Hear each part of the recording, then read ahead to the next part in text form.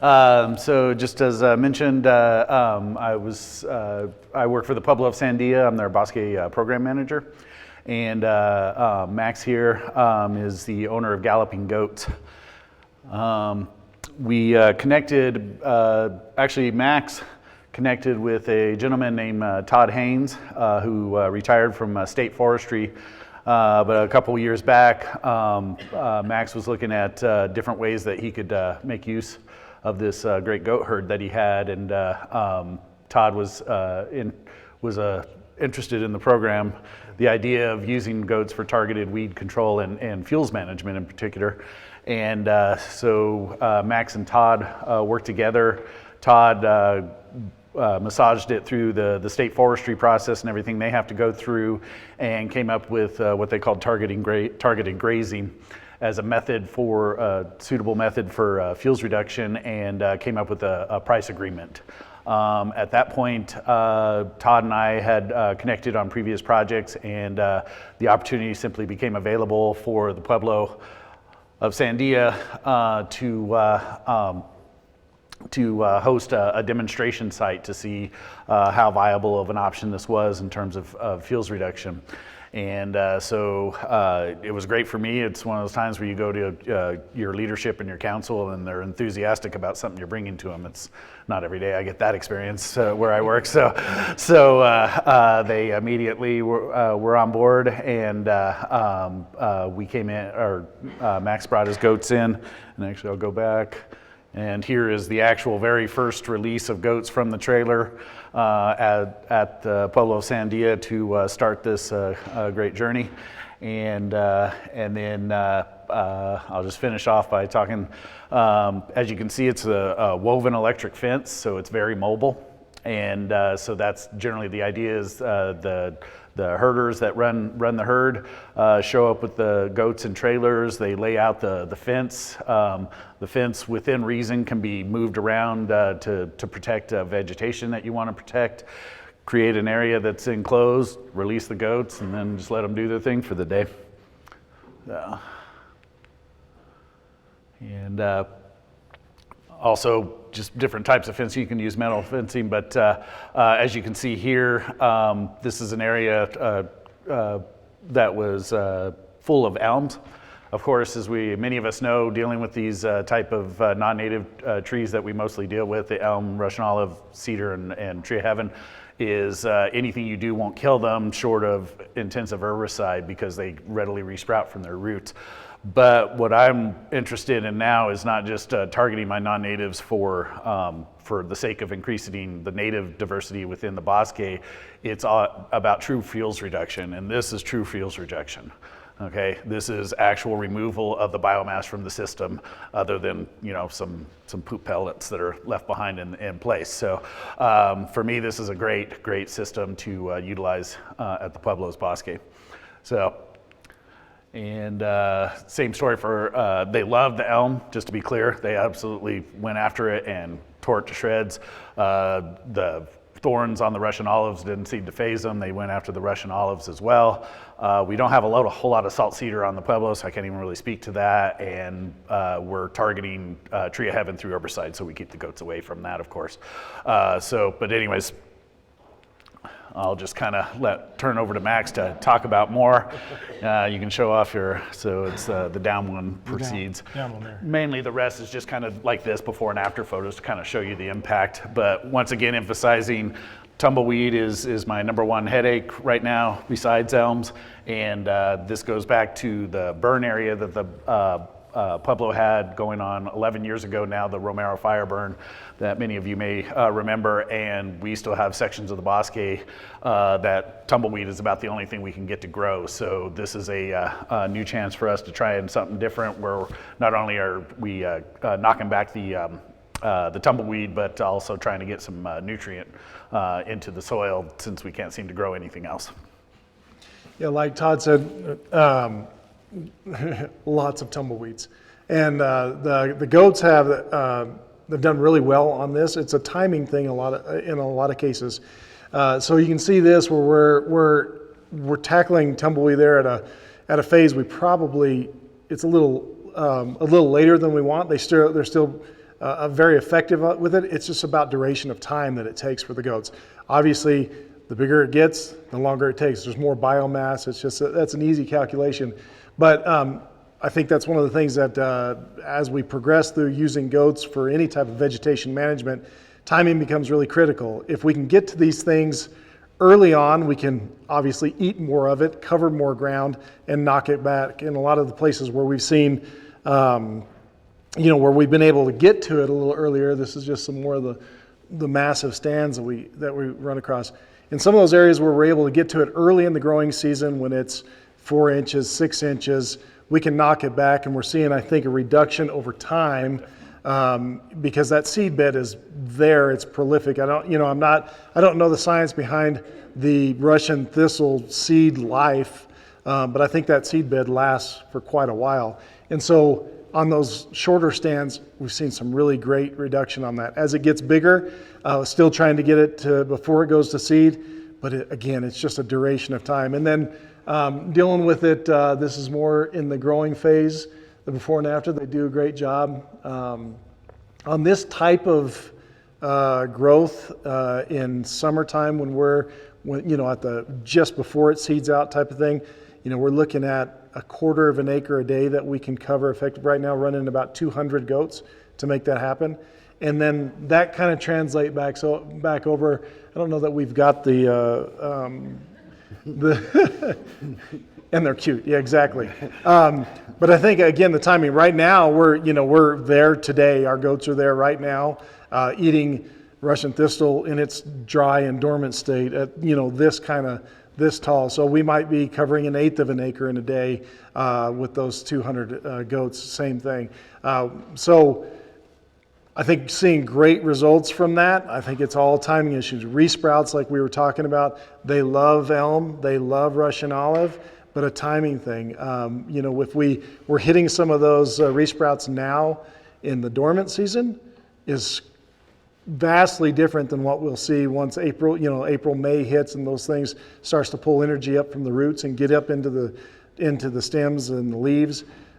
They become much more palatable for the goats, and then they're much more effective on that. I think as anything that we've talked about today, any vegetation management practices that we're going to take on, it's the duration of time and the repeat of those treatments. So the goats are not, unless we leave those goats in one area for the duration of the year, we're not going to kill that off.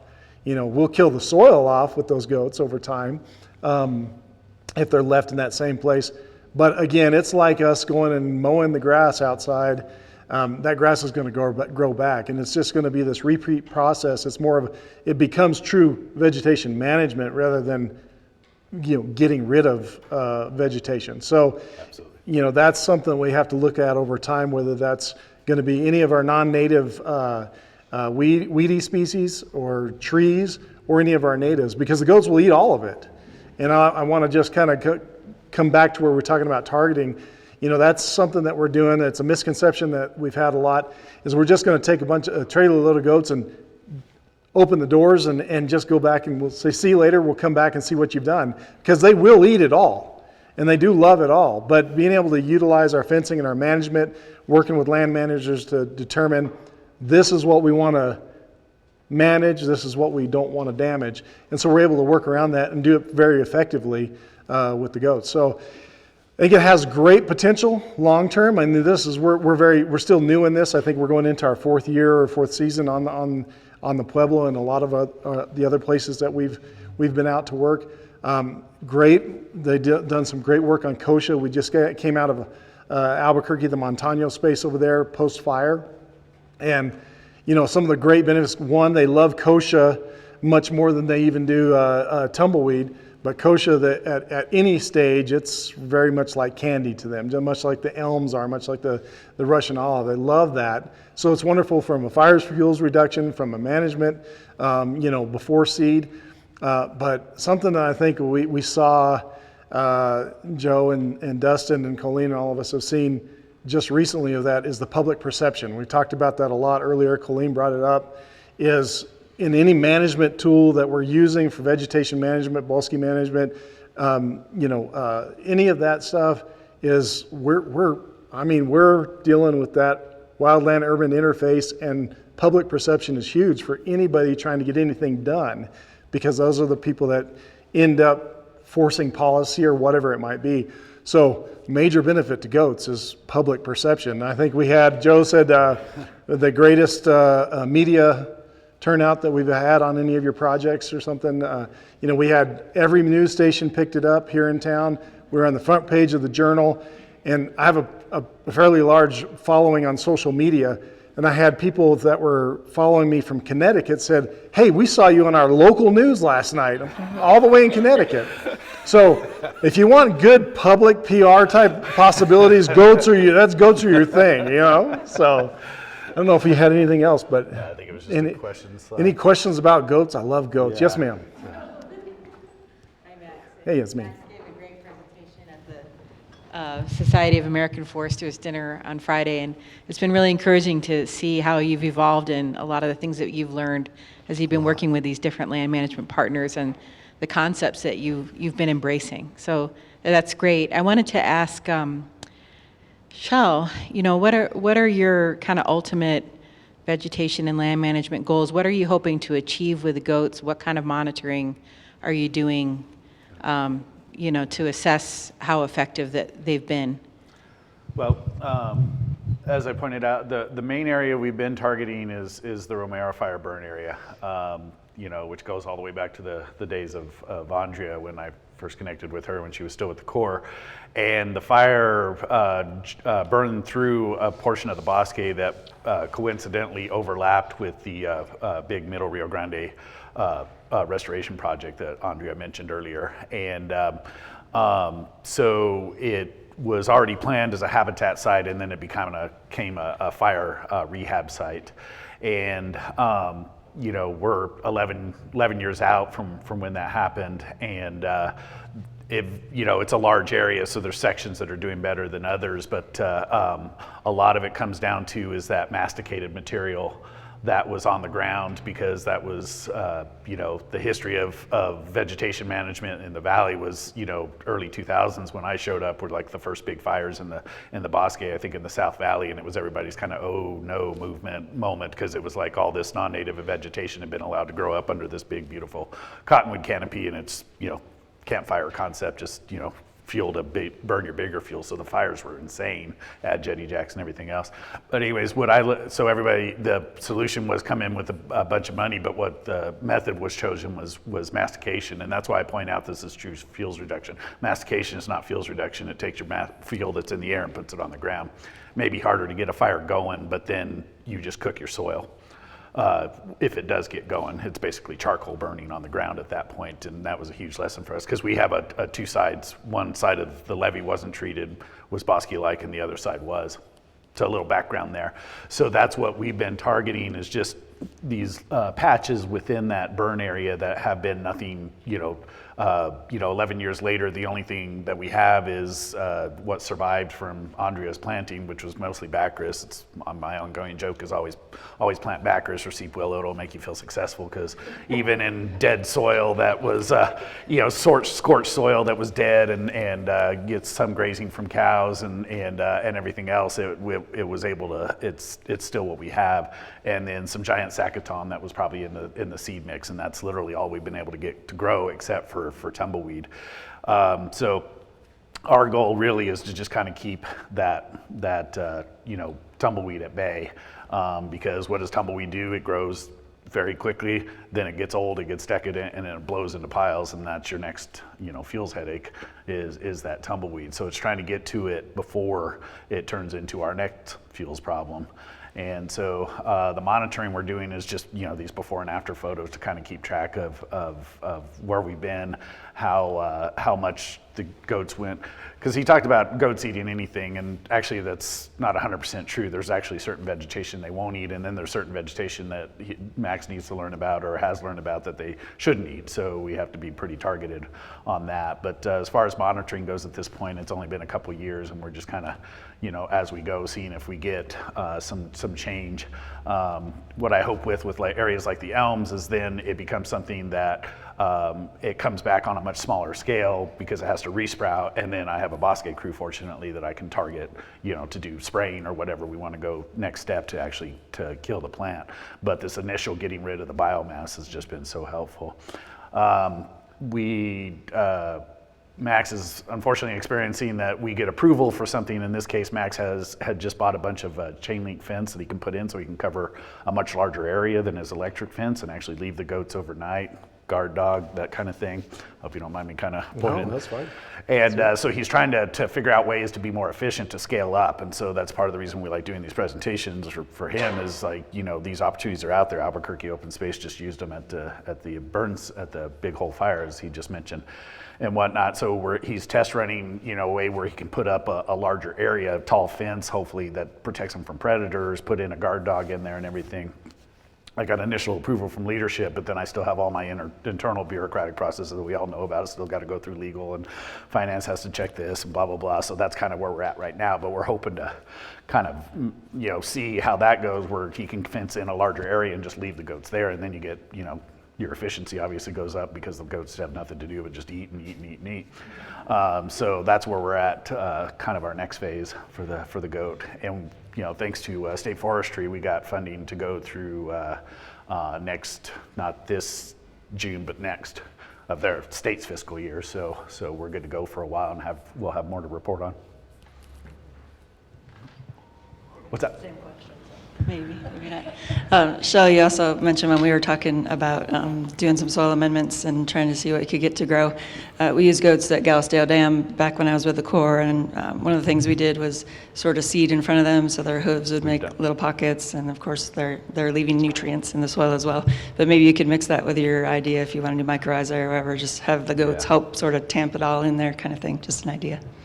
Appreciate that, and actually we have done that and didn't get any results yet. So we're seeing one more growing season, and then through Bureau of Reclamation, I just got a grant that was specific to targeting that north 12 acres that we're having the most problem with, and doing some soil amendment. It's all come together with having opportunity to create biochar from a air curtain burner that I have access to and stuff like that. So we're kind of entering that new phase of like adding seed and goats and nutrients isn't helping that area, then it's time to do soil amendment. So that's where we're at. What's up, Lynette? How do they feel about Ravenna grass? So the only Ravenna grass that we've been on, we did a pilot project back in 2020. I think Yasmin and we did a project where, so when we started this, the forest manager asked me, do they eat salt cedar, do they eat Russian olive, do they eat elm, and do they eat Ravenna grass? And at that particular time, I said, I have no idea. I've been raising goats for a long, long time, but I feed them hay. And so we had just started. This happened during COVID because everything changed. My real job is a pumpkin patch that we run in Rio Rancho, and so the goats were entertainment and education for people there, and my online stuff. And so my kids said, hey, we should rent them out for backyard weed control. I'm like, well, let's go. We can give that a try, sure. And so people started calling, and we started going into backyards and eating tumbleweeds and goat heads and all the weeds, right? And so when Todd asked me, I said, I don't know if they'll eat all that stuff, but I bet they will. I think they will. So let's give it a try. So we did a pilot project. Each day we targeted each one of those individuals. And one day we targeted Ravenna grass specifically. And they take it down.